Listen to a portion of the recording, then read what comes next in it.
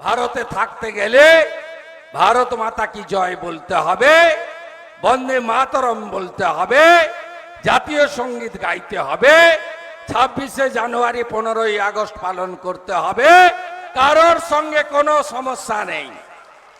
Pakistan cricket খেলায় জিতবে, আমি বোম ফাটাবো আর আমরা চুরি পরে তোমাকে বসে দেখব। কাথির জনসভা থেকে সংখ্যালঘুদের নিয়ে বিস্ফোরক শুভেন্দু। তিনি বলেন, ভারতে থাকতে গেলে ভারত মাতা কি জয় বলতে হবে, বন্দে মাতরম বলতে হবে, জাতীয় সঙ্গীত গাইতে হবে। পুজো বন্ধ করা, গীতা পাঠে বাধা দেওয়া, রামনবমীর মিছিলে আক্রমণ করা, এই ব্যবসাগুলো বন্ধ করব আমরা পশ্চিমবাংলায়। পশ্চিমবাংলায় আমরা মানুষের ধর্মীয় অধিকার আমরা ফিরিয়ে দেওয়ার চেষ্টা করব। আজকে সংখ্যালঘুদের বলবো, যোগীজি 7 বছর মুখ্যমন্ত্রী, উত্তরপ্রদেশে দেওবন্দ মাদ্রাসা বন্ধ হয়নি। কেন হয়নি? তারা বন্দে মাতরম বলেন, জাতীয় পতাকা তোলেন বলে।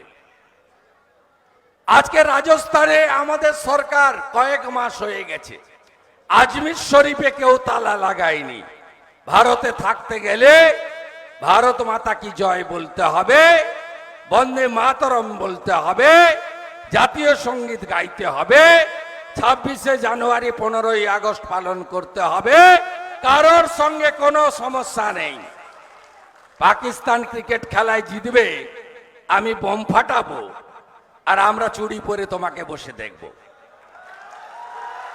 এ জিনিস হবে না। আর কেন বিজেপিকে ভোট দেবেন?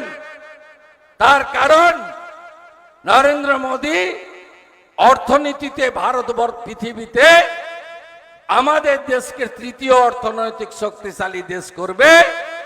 নরেন্দ্র মোদীজি এলে বোম না ফেলে পাক অকুপাই কাশ্মীরকে ভারতে আমরা নিয়ে আসব। অখণ্ড ভারত, পূর্ণাঙ্গ ভারত আমরা তৈরি করব।